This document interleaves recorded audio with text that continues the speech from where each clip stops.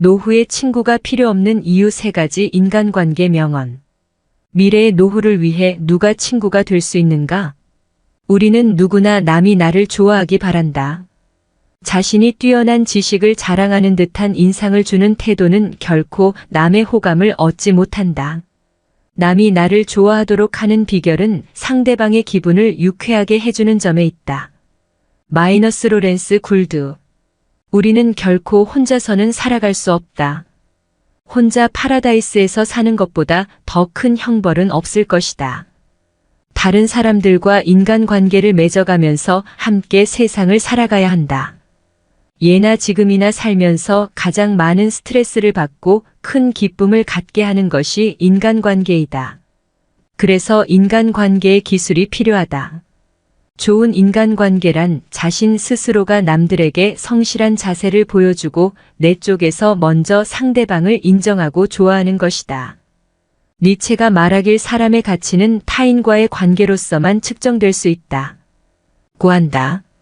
세상의 모든 일은 사람에서부터 시작된다. 인연을 유지하는 위해서는 존중하라, 입장을 바꿔라, 꾸준한 관심을 가져라. 일회성 관심은 무관심보다 서글프다. 잠깐 신경 쓰다가 이내 무심한 것은 날카로운 상처를 남긴다. 그 사람 자체에 감사하라. 그 사람이 무엇을 주었거나 무엇이 되어 주어서가 아니라 그냥 내 곁에 존재하는 것으로 감사하고 좋아하라.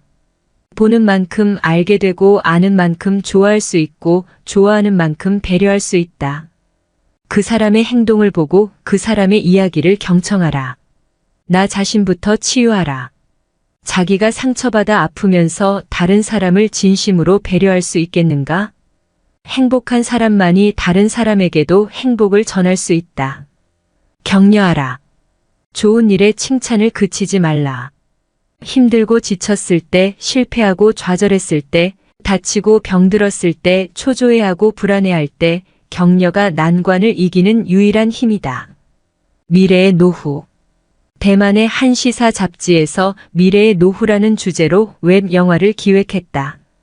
빠르게 증가하는 노령 인구로 인해 달라질 다양한 미래의 모습들로 사람들의 크나큰 호응을 얻었고 그 중에서도 특히 미래의 노후 친구편은 많은 독신, 네티즌의 공감을 샀다고 합니다. 영화는 산속에서 혼자 사는 노인 이야기다. 4명의 자식들은 모두 장성의 교수, 해외에 나가 장사를 하는 등 출세했다. 하지만 노인은 자식들이 모두 떠난 산골집에서 혼자 살아간다. 그러던 어느 날 아들과 손자가 멀리서 찾아온다는 소식에 그는 정성껏 맛있는 음식들을 준비한다. 하지만 곧이어 오지 못한다는 전화를 받게 되고 준비했던 음식들은 주인을 잃고 만다. 이때 창밖의 하늘마저 우중충해지고 노인은 친구를 불러 함께 식사할 계획을 세운다. 하지만 누렇게 색이 바랜 낡은 수첩을 한참 동안 뒤적거려도 함께 식사할 만한 친구를 찾지 못한다. 이내 창밖에서는 비가 쏟아져 내리고 결국 노인은 부엌 식탁에 앉아 가득 차려진 음식을 홀로 먹는다. 마지막 장면 위로. 인생의 마지막 20년을 함께할 친구가 있습니까? 라는 자막이 흐른다. 누구나 그렇게 혼자가 된다. 대만 최고 베스트셀러 작가 우러취한 저 우리는 그렇게 혼자가 된다. 에서 완벽하게 홀로 서는 노인들에게 다음 3가지를 요청한다. 외롭지 않기, 여유롭게 살아가기, 늘 행복하기. 노후의 삶을 완벽하게 해주는 3가지 요소 돈, 사랑, 우정을 지금부터 준비해야 한다. 각자 더 나은 미래를 위해 인문학을 깨닫고 공부하는 태도가 요구된다. 완전하게 홀로 서려는 삶의 자세야말로 진정으로 나답게 행복해지는 길이다. 노후의 친구가 이러했으면 한다. 첫째 가까이 있어야 하고, 둘째 자주 만나야 하며, 셋째 같은 취미면 더 좋다. 넷째 같은 생각과 생활 수준이 비슷하면 다행이다. 다섯째 종교가 같으면 금상첨화다.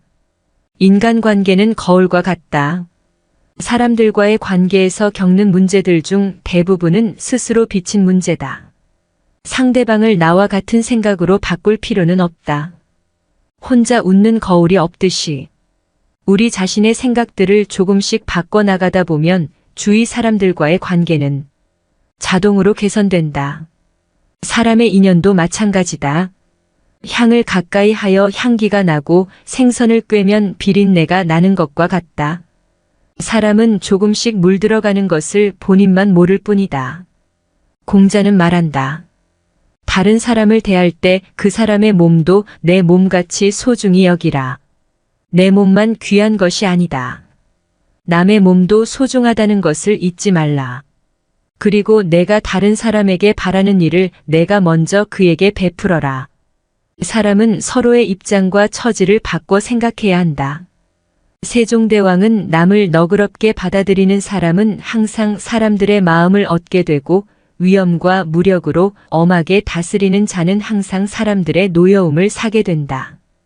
고 한글 창제의 극심한 반대를 무릅쓰고 자기 편으로 만드는 성군이다. 대부분의 사람들은 내 편도 아니고 내 적도 아니다. 또한 자신이 무슨 일을 하거나 자신을 좋아하지 않는 사람들은 있게 마련이다. 모두가 자신을 좋아하기를 바라는 것은 지나친 기대이다. 다른 사람과 교제할 때 꼭 잊지 말아야 할 일은 상대방의 나름대로의 생활 방식을 인정하고 남의 인생에 혼란스럽게 하지 않도록 함부로 간섭해서는 안 된다. 사람과 더불어 환란이나 허물은 같이 할 수 있지만 공은 같이 나누기 어렵다. 공이나 안락은 나누기 어렵다. 서로 시기와 비교로 인해 원수되기가 쉽다. 인간관계에서 사이가 좋다 나쁘다를 가르는 것은 상대방이 아니라 바로 당신이다. 당신이 옳은데도 그 사람이 동조하지 않으면 그 사람이 책망받을 것이 아니라 정작 책망받아야 할 사람은 바로 당신입니다. 왜냐하면 당신이 그 사람에게 마음과 정성을 다하지 않았기 때문입니다. 내 스스로 원하지 않는 것을 다른 사람에게 행해서는 안 된다. 내 안에 보물 명검을 가진 자는 그것을 상자에 넣어둔 채 함부로 쓰지 않는다. 나에게 가장 소중한 보물은 무엇일까? 재능, 자산, 재주, 물건인가? 아니다. 누가 뭐래도 가장 중요한 것은 바로 나 자신이다. 내면을 소중히 여기고 자신을 함부로 굴리지 않는다. 자신의 가치를 스스로 발견하고 개발한다. 인품이 갖추어지지 않은 사람이 온갖 명품으로 몸을 치장한다고 해서 돋보이는 것은 아니다. 오히려 그는 비웃음의 대상이 된다. 그러므로 먼저 자신의 가치를 발견하라. 자신의 가치를 알고 자기를 소중하게 여기는 사람, 그가 바로 진정한 보물을 간직한 사람이다. 비난하기 전에 먼저 상대방을 이해하려 애써보라. 왜 그런 행동을 했는지 생각해보고 그 행동을 이해하려 노력하라. 그것이 비판보다 더 유익하다. 더불어 그것은 동정과 관용과 우애를 길러준다. 하늘도 인간이 죽을 때까지 인간을 심판하지 않는데 왜 우리는 인간을 심판하려 드는가? 현명한 사람에게는 매일매일이 새로운 인생이다. 그러므로 어제의 일은 잊고 내일의 일은 생각하지 말아야 한다. 오직 오늘만이 새로운 인생이다. 인간의 본성 가운데 가장 비극적인 것 중에 하나는 현재의 삶에서 도피하고자 하는 것이다. 대다수의 사람은 창가에 핀 장미꽃을 즐기는 대신 지평선 너머의 신비로운 장미정원을 꿈꾼다. 노후 3대 불안돈, 건강, 외로움 해결하는 방법. 과거 족보나 문헌들을 조사해보면 고려시대 918만 1392년 임금 34명의 평균 수명은 42.3세, 조선시대 1392만 1910년 임금 27명의 평균 수명은 46.1세로 나타난다. 왕들의 수명은 40세 전후에 불과했던 셈이다. 조선시대 임금 중 가장 장수했던 임금은 21대 영조로 현재 우리나라의 평균 수명을 뛰어넘는 83세까지 살았다고 한다. 의료기술이 발달하지 못한 그 시대의 장수 비결이 궁금해지기도 한다. 필자는 시골에서 홀로 생활하시던 외조모가 몇 년 전 향년 92세로 굴곡 많은 생을 마감하시는 모습을 보며 100세 시대가 멀지 않았구나 생각했다. 그리고 몇 년 만에 100세 시대라는 말이 낯설지 않게 들린다. 일반적으로 100세 시대란 사망 빈도가 가장 높은 연령, 즉 최빈 사망 연령이 90세가 넘는 경우를 말한다. 우리나라는 대략 2020년경이면 최빈 사망 연령이 90세가 넘을 것으로 예측하고 있다.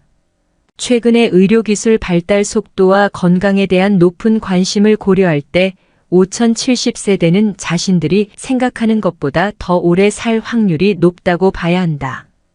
5070세대는 경제활동을 활발히 하는 동안에도 자산 축적에 관심이 많았다.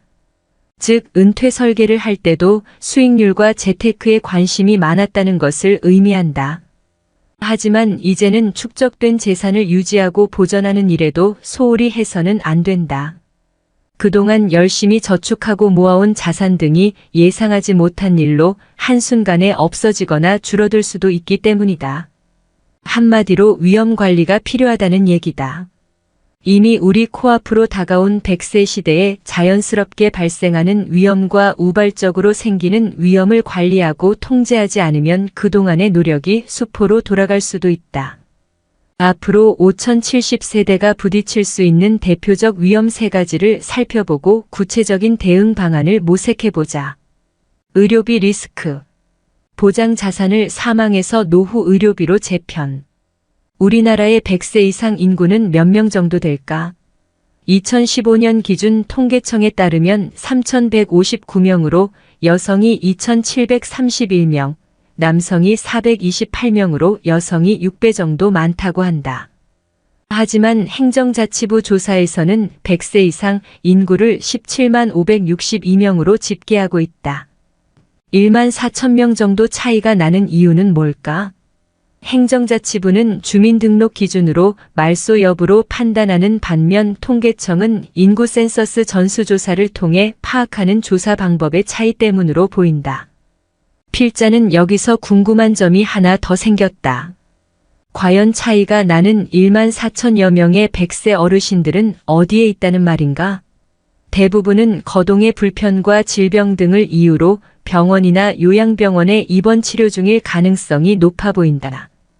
지난해 생명보험협회는 우리나라 사람들의 건강 수명, 즉 전체 평균 수명 82.4세에서 질병이나 부상으로 고통받는 기간을 제외하고 건강한 삶을 유지하는 기간이 76.4세라고 발표한 바 있다. WHO 세계보건기구에서는 2014년 기준 우리나라 사람의 건강 수명을 73.2세라고 발표하기도 했다. 이런 점을 고려할 때 우리나라 사람들은 짧게는 6년, 길게는 10년 정도 병치레를 하다 사망하는 것으로 보인다.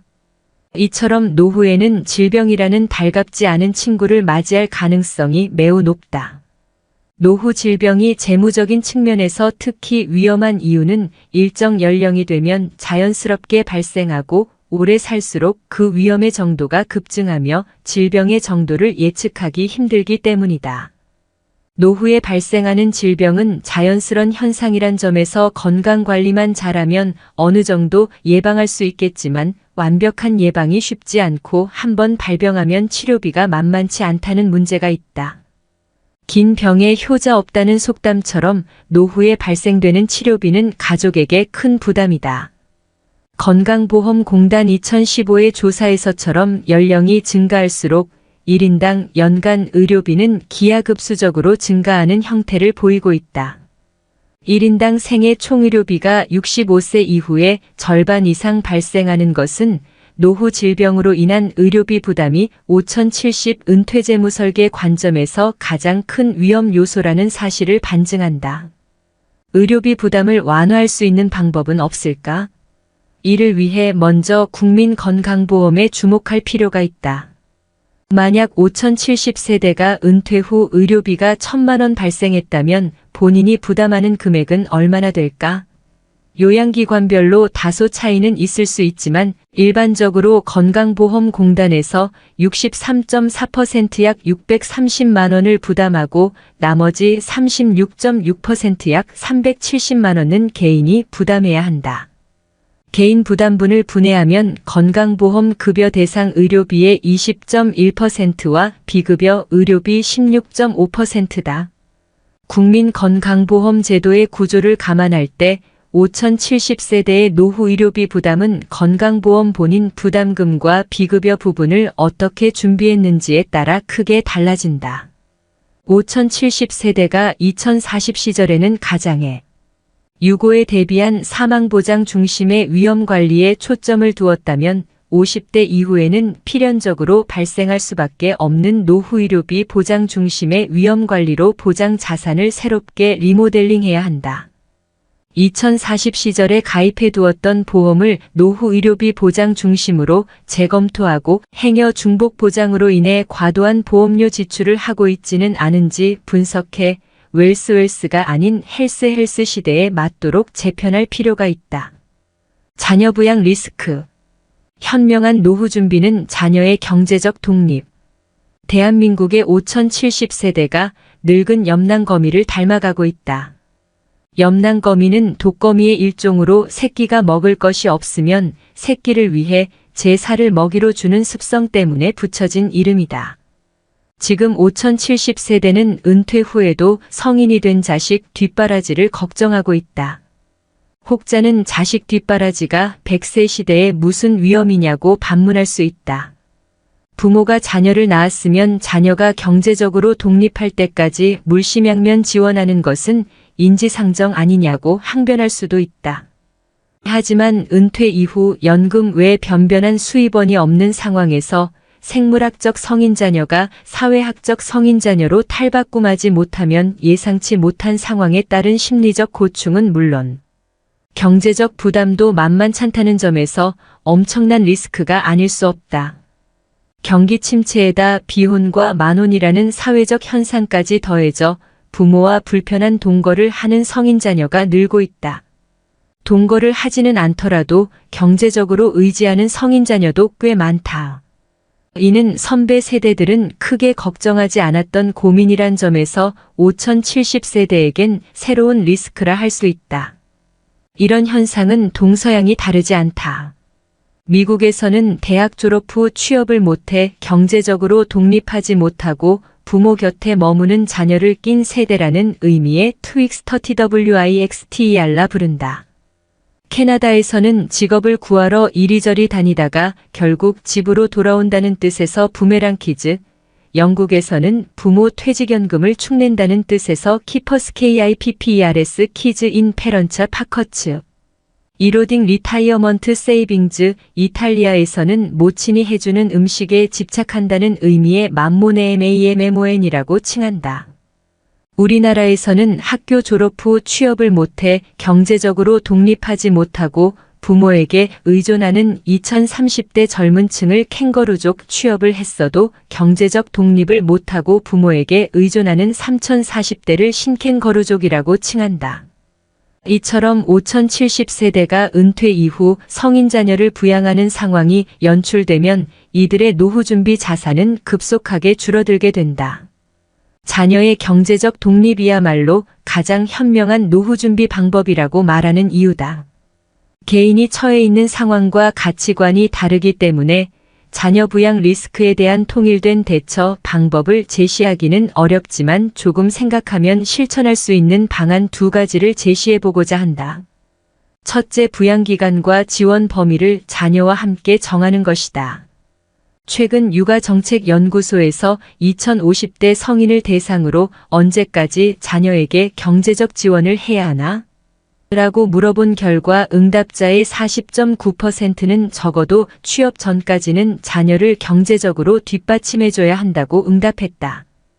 2008년에는 이 비중이 26.1%였던 점을 감안할 때 성인 자녀의 부모에 대한 의존도가 증가하고 있음을 보여주는 대목이라 할 수 있다. 자녀의 경제적 미독립이 게으름 등 개인적 소양 탓보다는 사회 경제적 구조 변화와 밀접한 관련이 있는 상황에서 자녀의 경제적 독립을 이끌어내기가 쉽지는 않겠지만 경제적 지원 범위와 기간을 자녀와 합의하는 과정을 거쳐 합리적인 선에서 정하고 독립을 이루는 방법을 함께 고민하다 보면 자녀의 경제적 독립이 앞당겨지지 않을까. 둘째, 소규모 청년 창업이다. 취업이 어렵다 보니 소규모 청년 창업이 늘어나고 있다. 청년 창업의 경우 어느 정도 정부 지원을 받을 수 있지만 결국 부모에게 의존할 수밖에 없다. 능력이 된다면 한없이 지원하고 싶지만 5070세대 대부분은 그렇지 못한 게 현실이다. 참 난감한 상황이다. 수년 전 은행에서 퇴직한 박씨 60의 경우 부모님에게 물려받은 땅과 아파트, 그리고 퇴직금이 전 재산이다. 그런데 명문대 졸업 후 몇 년째 취업을 하지 못하고 불편한 동거를 하고 있던 자녀가 어느 날 조심스럽게 창업자금을 요청하더란다. 지원을 해야 하나 말려야 하나? 많은 고민 끝에 박 씨는 구체적인 조건을 내걸고 지원을 해주기로 했다. 자녀에게 사업 계획서를 요청하고 자금을 한꺼번에 지원하기보다는 순차적으로 지원하며 아버지가 아닌 채권자로서 계약서까지 썼던 것이다. 부모와 자식 간에 이렇게까지 해야 하나 혀를 찰 수도 있으나 이런 일일수록 냉정하게 대하는 게 정답에 가까운 차선책인 것 같다. 금융사기 위험. 내 돈 지키는 5가지 행동 지침. 뉴스나 드라마를 통해 은퇴자들이 어이없게 금융사기를 당하는 경우를 종종 보게 된다. 드라마의 소재거리로 활용될 정도로 은퇴자들이 쉽게 금융사기 표적이 되는 이유는 뭘까? 주된 직장에서 물러난 은퇴자들은 비록 고정 수입은 크게 줄어들었다 해도 퇴직금과 모아둔 유동자산이 다른 세대에 비해 상대적으로 많은 편이다. 여기에다 금융시장의 변화에 둔감한 상황에서 줄어든 고정 수입을 보충하고픈 조급한 마음에 고수익 상품에 대한 욕구가 커져 금융사기범의 미끼를 덥석 물 가능성이 높다. 미국 투자자교육재단에서는 금융사기를 당하기 쉬운 사람의 유형을 다음과 같이 분류하고 있다. 50대 후반의 기혼자, 자신의 판단과 금융 지식이 평균 이상이라고 생각하는 낙관적인 성격의 소유자, 새로운 생각이나 판매 선전에 귀가 솔깃한 사람, 최근에 건강 또는 금융상 어려움을 겪은 사람 등. 이 중에서 2가지 이상에 해당되는 사람은 금융사기에 당할 가능성이 높으므로 조심해야 한다. 단 한 번이라도 금융사기를 당하게 되면 힘들게 모아온 자산을 다 잃을 수 있다. 아래의 금융사기 예방을 위한 5가지 행동 지침을 소개한다. 첫째, 아는 사람인데 잘해주겠지, 전문가이니까 잘해주겠지라는 생각을 버려라. 아는 사람이 더 무서울 수 있다. 이들은 오히려 고객의 이익보다 금융기관이나 종사자의 이익을 우선할 수 있다. 둘째, 금융업에 종사하는 개인이 제공하는 보고서가 아닌 금융기관의 보고서를 받아라. 가끔 개인이 작성한 고수익을 보장하는 보고서를 믿고 투자에 나섰다 낭패를 보는 경우가 있다. 고수익을 보장하는 약속 뒤에는 대부분 고객의 자금을 유용할 의도가 숨어 있는 경우가 많다. 초저금리 시대에는 고수익을 미끼로 2자릿수 수익률을 제공하면서 호시탐탐 돈을 노리는 금융사기꾼이 주변에 널려 있다는 점을 명심하자.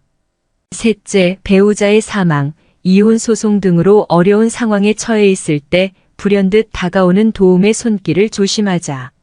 사람의 어려움을 악용하는 사람들이 의외로 많다. 특히 돈과 연관된 도움의 손길은 주변 사람과 충분히 상의해 결정해도 늦지 않다. 채근하는 사람은 뭔가 꿍꿍이가 있다고 봐도 무방하다. 삶의 전환기나 실현기에는 좀 더 시간적 여유를 가지고 결정해야 한다. 넷째, 장점만 있는 금융투자 상품은 없다는 점을 명심하자. 세상에 공짜는 없다는 말처럼 금융투자 상품에 투자할 때는 그 상품의 장단점을 충분히 파악한 후 투자를 결정해도 늦지 않다. 마지막으로 금융사기꾼이 노리는 것은 높은 수익률에 쉽게 흔들리는 고객의 마음일 수 있다는 점을 명심하자. 고수익을 확정 보장하거나 마감임박이라면서 투자 권유를 종용하는 경우 금융사기를 의심해봐야 한다.